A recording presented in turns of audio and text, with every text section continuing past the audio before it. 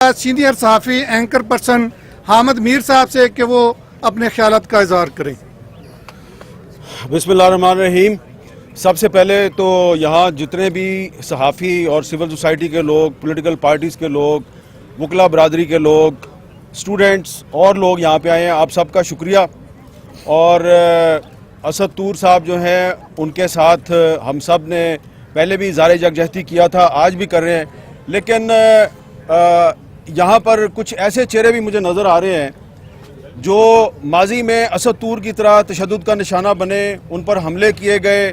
हमने इसी तरह मुजाहरे किए, इसी जगह पे खड़े होकर मुजाहरे किए और मुकदमात दर्ज हुए, लेकिन कोई नतीजा बरामद नहीं हुआ। अब एक करेला ऊपर से नीम चढ़ा।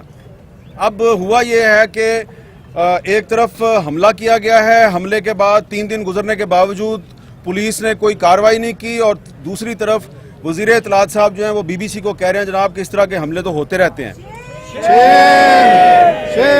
तो अब हमें जो है ना एक लाउड मैसेज देने की ज़रूरत है, और मैसेज देने से पहले मैं आपके सामने एक एतराफ़ करना चाहता हूँ। और वो एतराफ़ ये है कि मुझे कुछ अरसे से ये लग रहा है कि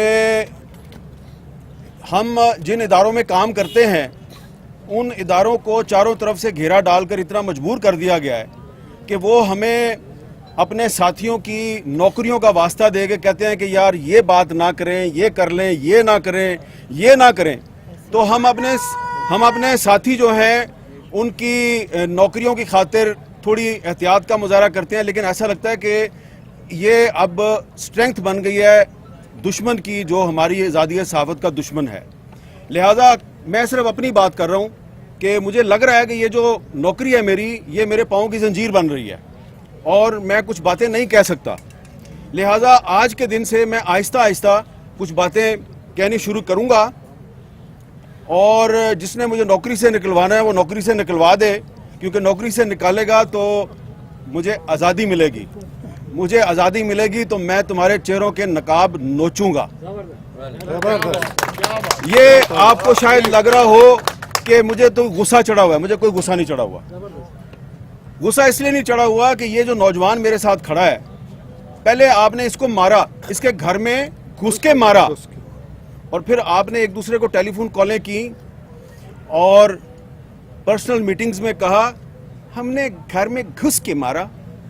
तो अगर तुम इतने बहादुर हो तो घर में घुस के मारते हो जिसमें उसकी मदद के लिए सिवाय उसके तोते के और कोई भी नहीं था, तो इतने मर्द के बच्चे हो, इतने बहादुर हो, तो सीना तान के कहो ना हाँ जी मैं इसके घर में घुसा हूं।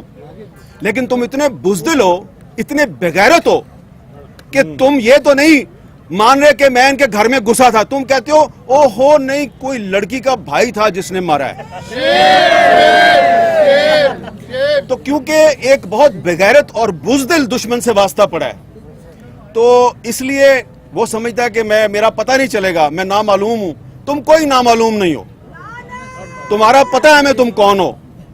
ये जो तुमने एक असद तूर के बारे में प्रोपेगेंडा किया है कि जनाब लड़की का जो भाई था वो इसका भी भाई नहीं, लड़की के भाई का नहीं पता मुझे, लड़की की माँ का पता है, उसका नाम जनरल रानी है। लड़की की माँ का नाम है जनरल रानी, जिसका डायरेक्ट ताल्लुक होता है chief of the army staff के साथ। ठीक है, अब तसल्ली होगी आपको जी। तो ये भी एक झलकी आपको बता दिया है कि और भी जनरल रानी है, उनका भी नाम बताएंगे हम। ये मैंने इसलिए बात किया कि इसको मारा भी और फिर कहा कि ये तो जनाब पॉलिटिकल असाइलम लेना चाहता है। तो पॉलिटिकल असाइलम इसने तो नहीं लिया, पॉलिटिकल असाइलम तो तुम्हारे बाप परवेज मुशर्रफ ने लिया, जो चूहे की तरह इस मुल्क को छोड़ के भाग गया। इसके बैंक अकाउंट्स चेक करवाओ, असद तूर के बैंक अकाउंट्स चेक करवाओ, और परवेज मुशर्रफ के बैंक अकाउंट्स भी चेक करवाओ। पता चल जाएगा कि गैर मुल्की ताकतों से फंडिंग किसको मिलती है। तुमने इससे नारा लगवाया इजराइल मुर्दाबाद, इसलिए कि तुम्हारी दाढ़ी में तिनका है, तुम चोर हो। तुम्हें पता है कि तुम हम लोगों के सामने बैठ के इसराइल के साथ सफारती ताल्लुकात की वकालत करते हो। जब तुम लोग पाकिस्तान के मीडिया को इजराइल के हक में एक नैरेटिव बनाने में नाकाम हो जाते हो। तुम देखते हो ये मीडिया तो हर वक्त इजराइल की मुखालफत ही करता रहता है, तुम्हें इस पे बड़ा गुस्सा आता है। तुम फिर कभी मतीउल्लाह जान को उठा लेते हो, कभी अबसार आलम को गोलियां मारते हो, कभी असद तूर को उठा के घर में घुस के मारते हो। फिर तुम्हारा एक और भी प्रॉब्लम है, तुम कहते हो जी हमारे टैंकों को जंग लग गया, हम लड़ नहीं सकते, इंडिया से दोस्ती कर लो। और मीडिया पे शिकवा होता है, मीडिया वालों हम इंडिया से दोस्ती करना चाहते हैं, तुम हमारे साथ ताउन नहीं करते, तो तुम मीडिया को फेंटी लगाते हो। तो मीडिया जो है ये इंडिया के साथ दोस्ती में हमारे नए नैरेटिव जो है उसकी मदद नहीं कर रहा। तो इजराइल के मामले पर और इंडिया के मामले पर ये मीडिया जो है ये उस नैरेटिव पे खड़ा है जो पाकिस्तान के अवाम का नैरेटिव है, जो कायदे-आज़म मोहम्मद अली जिन्ना का नैरेटिव है। हम उसी नैरेटिव पे खड़े रहेंगे।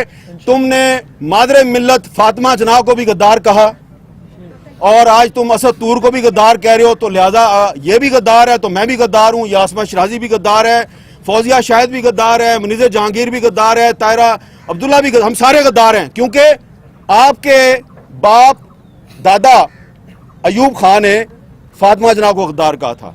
तो जो मुनीज़ जहांगीर ने थोड़ी सी बात किया ना, मैंने उसको जरा थोड़ा आगे बढ़ा दिया है कि अब अगर आप हमारे घर में घुस के मारेंगे ना हमें, तो हम आपके घर में तो नहीं घुस सकते, आपके पास टैंकें और बंदूकें हैं, लेकिन हम आपके घर के अंदर की बातें आपको बताएंगे और ये भी बताएंगे कि किसकी बीवी ने किसको क्यों गोली मारी और उसके पीछे कौन जनरल रानी थी।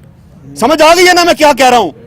अब अगर आइंदा किसी सहाबी के घर में घुस के तुमने उस पर तशद्दुद किया, हम बताएंगे कि तुम्हें तुम्हारी बीवी ने गोली क्यों मारी। बस इतना ही बताना था। Thank you very much. बहुत आला मीर साहब, बहुत आला। अब मैं दरख्वास्त करूंगा सीनियर सहाफ़ी एंकर पर्सन आसमा शराजी साहिबा से कि वो आएँ और अपने ख्यालात का